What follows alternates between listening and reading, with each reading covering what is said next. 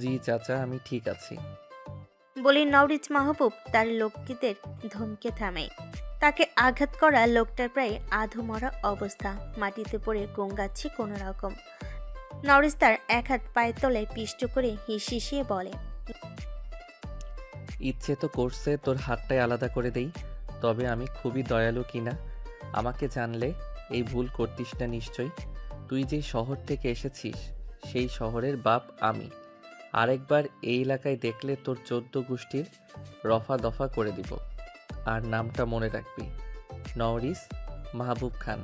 গমগমে সুরে হুঙ্কার ছেড়ে বলে নওরিজ মাহবুব। তার পক্ষে যুবক ছেলেগুলো হৈ হৈ সুর তোলে, কেউ বা সিটি বাজায়।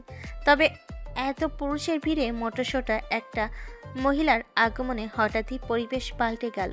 ডাবলু আহত লোকটাকে কতকজন লোক চ্যাংদোলা করে নিয়ে যায় হাসপাতালের উদ্দেশ্যে। নরিজ ভুরু কুচকে যায় মহিলার দিকে। খাটো মোটাসোটা বয়স্ক মহিলার চোখে মুখে রাগের প্রতিচ্ছবি। সে চেনে এই মহিলাকে, নেশারু বাবলুর সম্মানীয় শাশুড়ি আম্মা, তার মরহুম দাদাজানের ফুফাতো বোন শেফালি বানু। মহিলার দাপট পাশের গ্রামে প্রচুর, তার মাঝে মহিলা সুলভ কোনো আচরণই লক্ষ্য করা যায় না। কথা বলবে মনে হয় ভূমিকম্প হচ্ছে। তার মধ্যে মেলি স্বভাবের মধ্যে একটাই পোশাক, তবে তাও ছিঁড়ি জাতা। নওরিজ বিরক্ত হয় ঢের। মহিলাকে দেখলে তার গা জ্বলে ওঠে। মহিলাটি এগিয়ে এসে নওরিজের দিকে তাকিয়ে বলল, সাহস তো বেটার কম না, তবে নিজেদের মধ্যে ঝামেলা করা কি ঠিক হলো? ভদ্রমহিলার নাম শেফালি। শান্তভাবেই বললে, তবে তার আওয়াজ শুনে যে কেউ মনে করে মাইকে ঘোষণা দেওয়া হচ্ছে।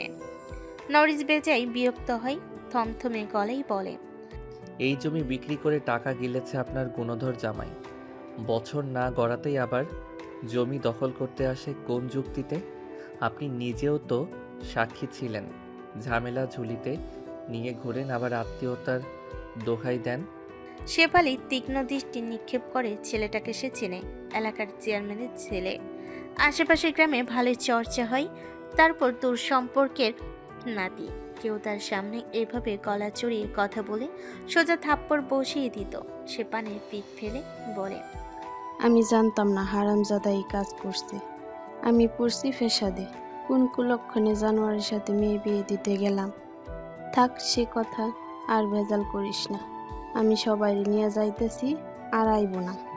নরিজ হানা কিছুই বলে না, বিরক্ত মুখে দাঁড়িয়ে। শেফালি নামক মহিলাটি এগিয়ে এসে নরিজের কাঁধে হাত রেখে বলে, বাড়তে যাস, কথা আছে তোর সঙ্গে। বাড়ির রাস্তা ভুইলাই গেছিস নি? ছোটবেলায় কত যাইতি। জর্দা মেশানো পানির উটকো গন্ধে নওরিজের গা গুলিয়ে ওঠে। মহিলা যেখানে হাত রেখেছে মনে হয় জ্বলে উঠল। সে তড়িৎ বেগে সরে দাঁড়িয়ে বলল, যাব ইনশাল্লাহ। শেফালি বেগম ভুরু কুচকে চায়। নওরিজ নিজ লোকের সাথে কথা বলার ব্যস্ততা দেখায়। শেফালি পরপর হেসে চলে যায় দাপুটে ভঙ্গিতে। ছেলেটাকে তার ভারী পছন্দ। শেফালি নামক মহিলার প্রস্থানে ডাবলুর পক্ষের লোকগুলো মানে মানে কেটে পড়ে। তারা চলে যেতেই নওরিজ ভিত থেকে বেরিয়ে আসে, গমগমে আওয়াজে হুকুম তোলে, জলদি পানি আন, সাথে স্যানিটাইজার, হ্যান্ড ওয়াশ হলে আরও ভালো হয়, আর নতুন টিস্যু বক্স। একটা ছেলে কয়েক পা এগিয়ে হঠাৎ ফিরে এসে বলে, রিজ ভাই পানি নয় আনলাম, তয় বাকি হানি কই পাবো? নওরিজ কটমট করে চায়। গায়ে লেপ্টে থাকা শার্ট খুলে হাতের রক্ত মুছে ছুঁড়ে ফেলে। বলিষ্ঠ দেহ উন্মুক্ত হয় নিমিত্তে। ফর্সা বলিষ্ঠ গত নজর কাটতে সক্ষম।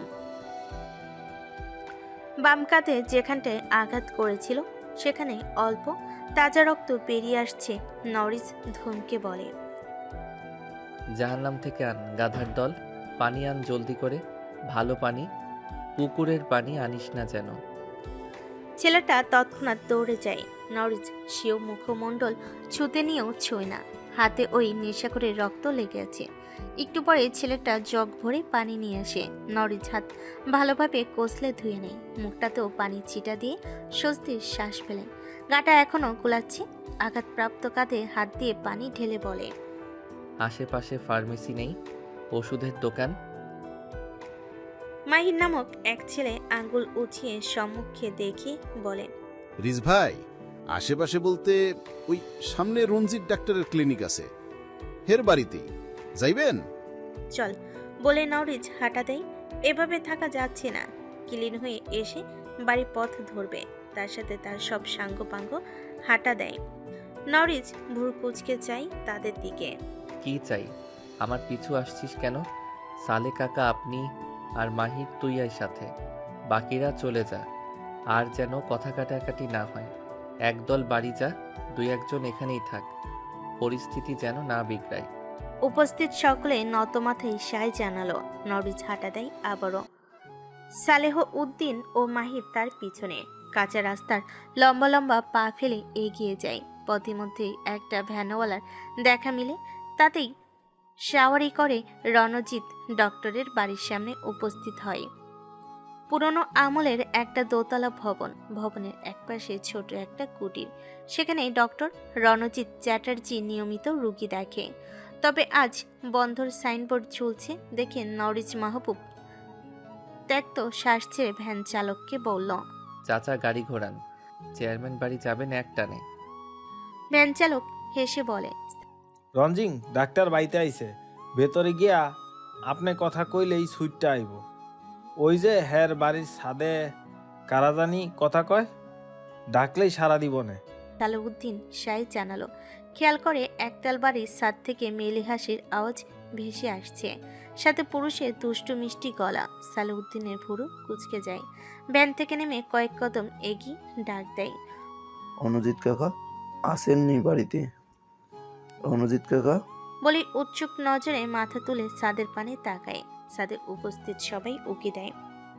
হাস্যোজ্জ্বল চেনা মুখোবই দেখে থমকায় সালাউদ্দিন। অবাক চাউনিতে চাই পরিচিত মানবীর পানে। মুখগহ্বর হতে অস্পষ্ট স্বরে নির্গত হয়, সুরেলা? সুরেলার ডাক শ্রবণ ইন্দিয়ে বাড়ি খেতে নরিজ সজাগ হয়। ঝড়ের বেগে ভ্যান থেকে নেমে ছাদের দিকে ঘাড় উঁচু করে চাই অবাক চোখে। সুরেলা এখানে কি করে? সাথে দণ্ডায়মান কিশোরীর চোখ মুখে আকাশসম আতঙ্ক।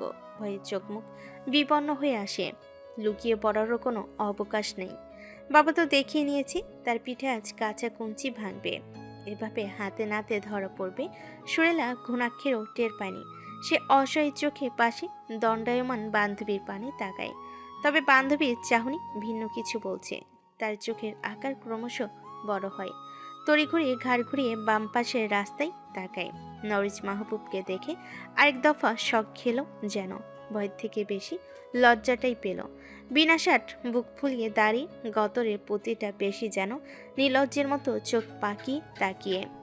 সুরেলা নতমুখে কেটে পড়ে। সাথে সাথে রণজিৎ বাবুর ক্লিনিকে নরিজ মাহবুব। শুধু ক্লিনিক বলে ভুল হবে। ক্লিনিকের ওয়াশরুমে হাত ধুচ্ছে অনবরত। এ নিয়ে 4বার হাত ধোয়া হয়েছে। 5বার ভালোভাবে হ্যান্ড ওয়াশ ব্যবহার করে হাত ধুয়ে নেয়। মুখটা তো কয়েকটা ঝাপটা দিয়ে বেরিয়ে আসে। রণজিৎ বাবু পরিষ্কার একটা গামছা দিল। নরিজ ভদ্রতার সাথে নাকচ করে বলে, দরকার নেই দাদা, আপনি একটু স্যাভলন তুলো লাগিয়ে নিন এইখানটায়। নিজ কাঁধে ক্ষতস্থান দেখিয়ে বলে। রণজিৎ বাবু হেসে স্যাভলন তুলোসহ প্রয়োজনীয় সরঞ্জামি এনে নরিজকে বসতে ইশারা করে। নরিজ চেয়ারে বসলে ভদ্রলোক ক্ষতস্থান পরিষ্কার করতে করতে বলে, ড্রেসিং করিয়ে দিচ্ছি, নইলে ইনফেকশন হবে। নরিজ কিছু বলে না। সালাউদ্দিনের মুখটা থমথমে। সুরেলার উপর চটে আছে তা বোঝা যাচ্ছে। রণজিৎ বাবু তা লক্ষ্য করে। সুরেলা নামক মেয়েটা এজন্যই তো এত ভয় পেয়েছে। সে সালাউদ্দিনকে উদ্দেশ্য করে বলে, সালেউদ্দিন, তোমার মেয়েটা ভারী পছন্দ হয়েছে আমার। কি সুন্দর কণ্ঠ তার, নামটা যেন সার্থক। সুরেলা বয়স থাকলেও আমি ঘরে লুকিয়ে রাখতাম। নরিজ মাহমুদ ভুরু কুচকে যায়। ব্যঙ্গ করে বলে, উঠোন পেরোলেই শ্মশানঘাট, অথচ ঘর বাঁধার স্বপ্ন বোনেন। ভালো হয়ে যান দাদা। বৃদ্ধ রণজিৎ বাবু হেসে ওঠে সাথে সাথেই জবাবে বলেন, স্বপ্ন দেখতে দোষ কিসের বাপু? স্বপ্ন মানুষকে কাজ করায় স্প্রং জাগায়। তোমার স্বপ্ন নেই মানে তুমি কর্ম, অলস ব্যক্তি। যত স্বপ্ন দেখবে তত সফলতা আসবে। কথাগুলো ভালো লাগলো নওরিজ মাহবুব গম্ভীর মুখে বসে থাকে। রণজিৎ বাবু আবারও বলতে শুরু করেন। আজ আমার নাতনির আশীর্বাদ। নাতনি তো ভয়ে হাঁটু কাঁপাকাঁপি। কৃষ্ণ ঠাকুরের পায়ে পড়ে কেঁদে যমুনা ভাসিয়ে দিচ্ছে। কিছুতেই পাত্রপক্ষের সামনে যাবে না। তাই ওর বান্ধবী দুটোর আসতে বলেছিলাম। সুরেলা আর মারিয়া এসেছে। যদি মেয়েটা একটু ভরসা পায়, আসলে বন্ধু বান্ধব থাকলে ভীতি কেটে যাবে। হলো তাই মেয়ে হাসছে, মজা করছে, লাজে রাঙা হচ্ছে। সালেউদ্দিন, তুমি কিন্তু মেয়েকে বকবে না, বলে দিলাম। সন্ধ্যায় আশীর্বাদ হবে, আমি পৌঁছে দিয়ে আসবো বাছা দুটোকে। সালেহ উদ্দিন কিছু বলবে তার আগে নওরিজ গমগমে সুরে বলে ওঠে। বাড়ির মেয়ে এত বেলা অন্যের বাড়ি পড়ে থাকবে, ব্যাপারটা অনেকেই ভালো চোখে দেখবে না দাদা। যুগ জামানা ভালো না। পাত্রপক্ষের সাথে নিশ্চয়ই অনেক ছেলেপুলে আসবে, আর আপনার বাড়িতেও জোয়ান ছেলে কম না। মেয়ে বড় হয়েছে, অন্যের ঘরে পাঠাতে হবে। এসেছিল, থেকেছেও কিছুটা সময়। আপনি ওদের পাঠিয়ে দিন অনুগ্রহ করে। আমরা পর হলাম বুঝি? ধর্ম এক না বলে কি পর করে দিচ্ছ বাছা? বৃদ্ধার কথায় নওরিজ ঠোঁট চেপে ছোট্ট শ্বাস ফেলে পড়ে। ধর্ম টানছেন কেন? আপনিও মানুষ, আমিও মানুষ। ভেদাভেদ কিসের? আমাদের ধর্ম শান্তি শৃঙ্খলা শেখায়, উগ্রতা নয়। বিকেল অবধি ঠিক আছে, সন্ধ্যার পর যুবতী মেয়ে অন্য বাড়িতে থাকবে, শোভা দেখায় না। আশা করি বুঝতে পারবেন। নিয়ে যাস। আমি তো 7 পাকে বেঁধে ঘরে তুলছি না। রণজিৎ বাবু হেসে বলে ওঠেন। কাঁধে ছোট্ট করে ব্যান্ডেজ বেঁধে দিয়ে কিছু ওষুধ দেন। নওরিজ দাঁড়িয়ে পকেট থেকে টাকা বের করবে, বৃদ্ধা অজুহাত দেখে ভেতরে চলে যায়। নওরিজের বুঝতে বাকি থাকে না, সে কাঠের টেবিলে টাকাগুলো রেখে বেরিয়ে যায় ক্লিনিক থেকে। অপেক্ষায় কারোর আগমনে সালাউদ্দিন দাঁত কটমট করে। মেয়েটার সাহস কত! স্কুলে যাওয়ার নাম করে হিন্দু বাড়িতে টই টই করে ঘুরে বেড়াচ্ছে। এর পায়ে জলদি শিকল দিতে হবে। আর তিনি আর কারোর কথাই শুনবেন না। ইতোমধ্যে রণজিৎ বাবু হাস্যোজ্জ্বল মুখে এগিয়ে আসেন। তার পিছনে 2 কিশোরী নতমুখে এগিয়ে আসে। নওরিজ ভুরু উঁচিয়ে যায়। বোরকা নিকাবে মুড়ে আছে এখন। সাথে তো বোরকা ছাড়াই হি হা হা করছিল। সাথে আরো কিছু ছেলে মেয়ে ছিল। নওরিজের মেজাজ তুঙ্গে। কত বড় সাহস মেয়েটার! তাকে মিথ্যা বলেছে, তার কথা অমান্য করে ফন্দি এঁটে 14 মুল্লুক ঘুরে এখানে এসেছে। রাস্তা দিয়ে এলে তো তার নজরে পড়তই। সুরেলা ধীর পায়ে হেঁটে বাবার পাশে দাঁড়ায়। মারিয়াও তার সাথী। রণজিৎ বাবু চলে গেলে সালাউদ্দিন বলে। রিজ বাবা, তুমিও যাও মহিরের নিয়া, আমি মাইয়ার দুটারে নিয়ে আসতেছি। একসাথেই যাই চাচা, ভ্যান তো আছেই, পা ঝুলিয়ে বসলে আটবে। আর মহির, তুই হেঁটে চলে যা।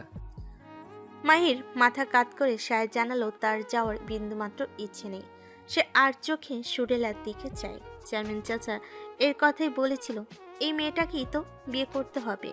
সে তো প্রথমে নাক সিটকিয়েছিল, কয়লা ভূত বিয়ে করবে কিনা। সে মাহির মোল্লা, যেমনই হোক গায়ের রং সহ মাশাল্লাহ দেখতে খারাপ না, শুধু চালচুলো নেই এই যা। তবে সুরেলাকে এখন দেখে মনে হলো অতটাও খারাপ নয়। চোখ দুটো মনে হয় কোনো বশীকরণী মন্ত্র, আর গায়ে গতরও ভালোই হবে মনে হয়। এভাবে তার চিত্র টকবগিয়ে ওঠে। দাঁত বের করে হেসে সুরেলা নামক রমণীর আপদমস্তক দেখে নেয়। তবে কারোর ধমকে হুঁশ ফিরল বোধহয়। মানে কেটে পড়ে তৎক্ষণাৎ। ভ্যানের এক পাশে পা ঝুলিয়ে নওরিজ ও সালেহ উদ্দিন, অপর পাশে সুরেলা ও মারিয়া। ভ্যান চালক প্যাডেল ঘুরিয়ে ভ্যান টানে জোরে। কিশোর হৃদয়ের মুখটা শুকনো দেখায়। কত কষ্ট করে পাড়ার মধ্য দিয়ে ঘুরে ফিরে বান্ধবী বাড়ি পৌঁছালো, তবে শেষমেশ ধর খেয়েই গেল। মারিয়ার অবশ্য ভাবন্ত নেই, কিন্তু সে বান্ধবীর দুঃখে ব্যথিত নয়নি তাকায়। মেয়েটার চোখ টলমল করছে। সে জানে সালেহ চাচা বাড়ি ফিরে গন্ডগোল একটা বাঁধাবেনি। সে ভ্যানের কিনারেই থাকা বান্ধবীর হাতে হাত রাখল। সুরেলা তাকায় তার পানে। মারিয়া চোখে আশ্বাস দেয়। বান্ধবীর মন ভালো করতে ঘাড় একটু বাঁকা করে পেছনের দিকে ইশারা করে। সুরেলা ভুরুকুচকে ঘাড় ঘোরায়। বলিষ্ঠ ধবধবে ফর্সা পিঠ যেন তার চক্ষু লজ্জা শতগুণে বাড়িয়ে দিল। কান ভারী হয়ে আসে, মনে মনে আস্তাগফিরুল্লাহ জপে। বেহা বেলাজ পুরুষ মানুষ কিভাবে খালি গতরে আছে? লজ্জার মাথা খেয়েছে নিশ্চয়ই। এ লোকের শার্ট কোথায় গেল? মারিয়াকে তার বাড়ির রাস্তায় নামি ভ্যান চালক চেয়ারম্যান বাড়ির দিকে এগোলো। সালাহ উদ্দিন ভ্যান থামাতে বলে। থামলে নেমে এসে সুরেলাকেও নামতে ইশারা করে। সুরেলা নেমে বাবার পাশে দাঁড়িয়ে নত মুখে। নরিচ ভুরু কুচকে চাইলে সালাহ উদ্দিন বলে, তুমি যাও রিজ বাবা, আমরা এই চোরা পাতলাইয়া যাবো, 2 মিনিটও লাগতো না। নরিজ আর চোখে সুরেলার পানে চাই। মলিন নত চোখ জোড়া দেখে ঠোঁট গোল করে শ্বাস ছেড়ে বলে, চাচা, আমার খামারে কিছু কাজ আছে, আজকেই করা জরুরি। আপনি আমার সাথেই চলেন, সুরেলা একাই যেতে পারবে এইটুকু পথ। কিরে, পারবি না? সুরেলা হ্যাঁ বোধক মাথা নাড়ল ঘন ঘন। বাবা এখনো বাড়ি গেলে রাতে দেরিতে ফিরবে, আবার নাও ফিরতে পারবে। সে যাই হোক, তার জন্য ভালো। রাতে ভাইয়ের সামনে কিছু বলতে পারবে না। তার মনটা ফুরফুরে হয়ে যায়। মাথা তুলে তাকাই সম্মুখে ভ্যানে বসা অর্ধনগ্ন লোকটার পানে। সাথে সাথে চোখ নামিয়ে দেয় লাজে। নীলাম্বরে সাদা সাদা মেঘের ভেলায় ভেসে বেড়ায় হাজারো স্বপ্ন। ইচ্ছারা ডানা ঝাপটায়। হালকা পাগলা হাওয়া এলোমেলো সুর তুলে বসন্তের আগমনী বার্তা দিয়ে যায়। চেয়ারম্যান বাড়ির ছাদে বসে কিশোরী রূপসা দুহাত মেলে রোদ পোহাই হাতের মেহেন্দি বাটা শুকোনোর উদ্দেশ্যে। ফর্সা হাতে পানির খড় মিশ্রিত মেহেন্দি পাতা পাটায় বেটে হাতে লাগিয়েছে। মেহেন্দির গন্ধ আশেপাশে মোমো করছে। এরই মাঝে ভাতের প্লেট হাতে সামিনা বেগম এসে মেয়ের পাশে টুল টেনে বসে। রূপসা মুচকি হেসে হা করে। সামিনা বেগম মেয়ের মুখে খাবার তুলে দেয়। রূপসা চিবুতে চিবুতে নিজ মেহেদি দেওয়া হাত দেখিয়ে বলে, আম্মু সুন্দর লাগছে না? গাঢ় রংটা না হলে কিন্তু আমি কেঁদে দিব। টকটকে রং হবে দেখে নিস। তোর ভাই কোথায় গেছে বলেছে কিছু? মায়ের প্রশ্নে রূপসা হেসে বলে, শিন ভাইয়ের গ্যারাজে গেল তো বাইকটা পরিষ্কার করতে। ও আচ্ছা শোন, সিনানের বোনটা মানে সুরেলা কেমন রে? আমার তো মনে হয় ঝগড়ুটে স্বভাবের। মায়ের কথায় রূপসা বুড়ো কুচকে যায়। হঠাৎই সুরাপার কথা কেন জিজ্ঞেস করলো। ভালোই তো মনে হয়। আমার সাথে তো কখনো ঝগড়া করেনি, তাই বলতে পারবো না। হঠাৎ ওর কথা জিজ্ঞাসা করলে যে? না এমনিতেই, কাল পরশু তোর বড় আপা আসবে। মায়ের কথায় রূপসা খুশিতে লাফ দিয়ে ওঠে। উপচে পড়া আনন্দে আত্মহারা হয়ে বলে, সত্যি? ও আসলে বাবু না হওয়া অবধি আর যেতে দেব না। দুলাভাইও আসবে। এটা তো বললো না। তবে ও একা থোড়াই না আসবে, জামাই সাথেই আসবে বোধহয়। সামিনা খাতুন বলে মেয়ের মুখে লোকমা তুলে দেয়। রূপসা খাবার চিবুতে চিবুতে বোনের গল্পে মেতে ওঠে। এরই মাঝে কাজের মেয়ে এসে জানালো রওশন ও তার এক বন্ধু এসেছে। সামিনা খাতুন মেয়ের মুখে শেষ নিবালা দিয়ে তড়িঘড়ি করে পা চালায়। রূপসা কিছু সময় বসে থাকে। হাতের মেহেদি প্রায় শুকিয়ে এসেছে। সে মুচকি হেসে ছুটে যায় ছাদ থেকে। তার রিনিঝিনি নুপুরের শব্দ ঝংকার তোলে। হাতের মেহেদি ধুয়ে নেয় ঝটপট। লাল খয়েরি মেহেদি রঙ্গা হাত। রূপসা নাক টেনে সুবাস নেয়। এখনো মেহেদির ঘ্রাণ নাকে বাজে। সে মুচকি হেসে আবারও ছুটে যায়, দুই পাশের স্কার্ট হালকা উঁচিয়ে। বসার ঘরে দামি সোফায় বসে সিনাল সালেহ। সে আসতে চায়নি। রওশন জোর করে টেনে আনলো ভেতরে। সে তো বাইরে অপেক্ষা করছিল। ঠোঁট চোখা করে ত্যক্ত শ্বাস ছালো সে। পাশে বসা রওশন বন্ধুর পিঠ চাপড়ে বলে, কি খাবি বল? চা নাকি শরবত? তোর মাথা খাবো। জলদি গিয়ে তৈয়ার হয়ে আয়, খেলা শুরু হইব 4টায়। এখন 3:30 বাজে। যাচ্ছি ভাই। সবসময় মেজাজ তুঙ্গে থাকে তোর। বলি স্বভাব পাল্টা, নইলে বউ টিকবো না একটাও। তাহলে বিয়ের কার্যক্রম চলমান থাকবে, একটা চলে গেলে আরেকটা। ফটফট জবাবে রওশন ভুরু উঁচিয়েছে। এই শালার সাথে কথাই পারা যাবে না। সে উঠে দাঁড়ালো, ঘরে যাবে এর আগেই সামিনা খাতুনের আগমন ঘটে। সিনান ছোট্ট করে সালাম জানিয়ে কৌশল বিনিময় করে। ভদ্রমহিলা হেসে জবাব দিয়ে সরাইখানার দিকে চলে যায়। ছেলের বন্ধু এসেছে, খালি মুখে বসিয়ে রাখা যায়? একটু চা নাস্তার ব্যবস্থা করা যাক। এমনিতে ছেলেটা কখনোই অন্দরমহলে আসে না, আর যখন এসেছে খালি মুখে যেতে দিবেন না। বসার ঘরে সিনান সালেহ একা বসে নখ করতে থাকে দাঁত দিয়ে। বিরক্তিতে মুখটা ঠাসা। এখানে আসেই ভুল হয়েছে, মনে হচ্ছে দড়ি বেরিয়ে যেতে। সে যেত যদি না রওশনের মা অপেক্ষায় না থাকতে বলতো। হঠাৎ উপরে রুমঝুম শব্দে সিনান সালেহের কপালে সূক্ষ্ম ভাঁজ পড়ে। মনে হচ্ছে কেউ ইচ্ছে করে শব্দ বুনছে। পাশে তাকাতেই হাস্যোজ্জ্বল এক রমণী নজর কাড়ে। সে তৎক্ষণাৎ নজর সরিয়ে নতমুখে বসে রয়, ভুলক্রমেও তাকায় না আর সেদিকে। রূপসা ঘন ঘন পলক ফেলে, শব্দ করে ফ্লোরে পা ফেলে নুপুর বাজিয়ে মনোযোগ আকর্ষণ করার চেষ্টা করে। মেহেদি রাঙ্গা হাত, নীল রাঙ্গা কাচের চুড়ি বাজে টুংটাং। যখন কিশোরী মনটা বুঝতে পারল তার চেষ্টা সফল কাম হবে না, তখন রাগ হয় প্রচুর। সবাই তার দিকে মুগ্ধ চোখে হাঁ করে তাকিয়ে থাকে, কথা বলার বাহানা খোঁজে। অথচ এই খিটখিটে সিনান ভাই কথা বলা তো দূর, তার দিকে ভালো করে তাকায় না। সে গাল ফুলিয়ে সিনানের সম্মুখে দাঁড়ালো, হাত জোড়া বাড়িয়ে বলে, সিন ভাই দেখো তো কত সুন্দর রং এসেছে, সুন্দর লাগছে না? হুম। তার ছোট্ট জবাবে কিশোরী মন ভারী নাখোশ দেখালো।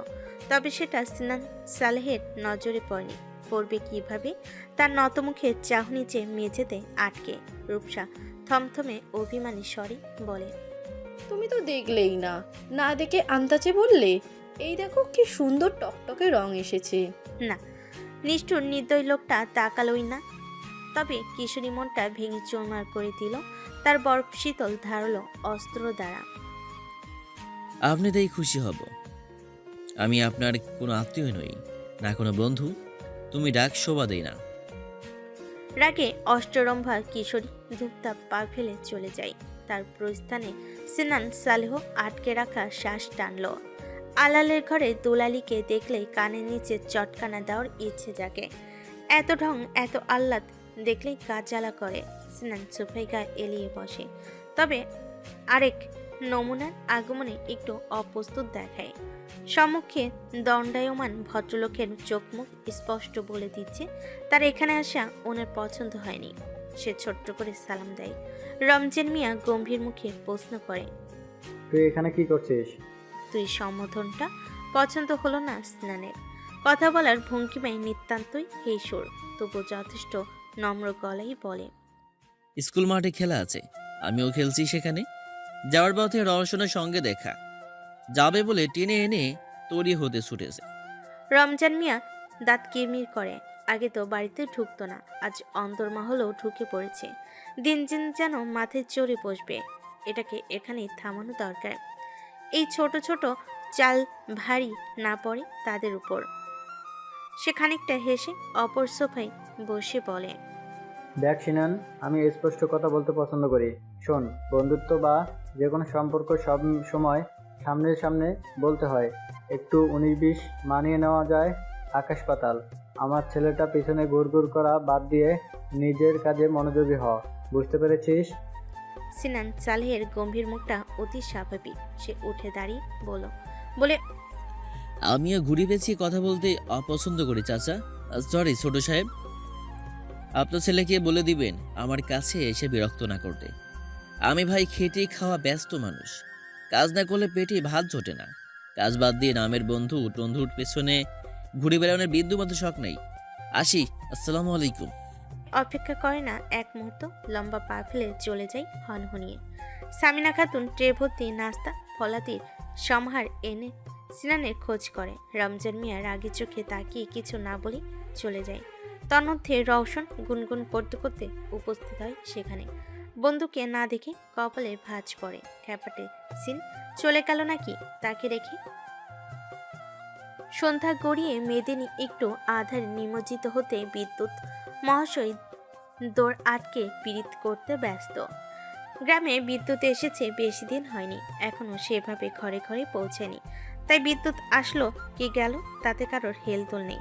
বিদ্যুতের পরলোক গমনে সুরেলা চাপা সুরে উচ্ছ্বাস প্রকাশ করে ঘর ছেড়ে বেরিয়ে আসে। ব্যাটারি চালিত লাইটের আলোয় কুপিতে কেরোসিন ঢেলে কুপি জ্বালায়। নিভু নিভু কুপি ধীরে ধীরে বিস্তৃত হয়ে আলোকিত করে ঘর। সুরেলা লাইট নিভিয়ে কুপি হাতে দাঁড়ায়। সোনারাঙ্গা আলোয় শ্যামলা মুখটা জল জল করে ওঠে। ডাগর ডাগর চোখে যেন অন্যরকম দূরতি জ্বলে ওঠে। চোখের কর্নিয়ায় ক্ষীণ আলোর প্রতিচ্ছটায় মনে হচ্ছে এ কোনো জাদুকরণী রাজকন্যা। সুরেলা কুপিটা নিয়ে উনুন পাড়ে মাটির দেওয়ালে উপর রেখে দেয়। শান্তি বেগম রান্না চড়িয়েছেন। শুটকি মাছের ঘ্রাণে সুরেলা নাক টেনে উচ্ছ্বাসিত স্বরে শুধালো, শুটকি মাছ রাঁধছিস মা? পুঁই শাকের ডগা দিছস নি? গাদা আমার শুটকি মাছ চোখেও দেখবার পারে না, দেখলেই তো বাড়ি মাথায় তুইলা নিমো। ঘরে আর কিছুই নাই যে। শান্তি বেগম বেজায় মনে প্রত্যুত্তর করলো। সুরেলা চুপি চুপি গলায় আওড়ায়, শাপলার মায়ে মুরগি রাঁধছে, একটু নিয়ে আসি, কইলেই দিব। এক থাপ্পড় দিমু। সাদর সেমরি জানি কোনখার, না খাইয়ে থাকবো মানুষে জানবো না। উনি তরকারি চাইতে যাইব, আর তোর ভাই খাইব। আলু মুরগির ডিম সিদ্ধ দিছি, কষাইয়া দেবনে। আপনি যেন সেইটাতে ভাগ বসাস না।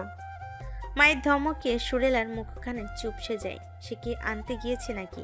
সে ধুমধমাম পাই চলে যাবে। শান্তি বেগম হাঁক ছেড়ে বলে, কনে যাস ড্যাং ড্যাং কইরা?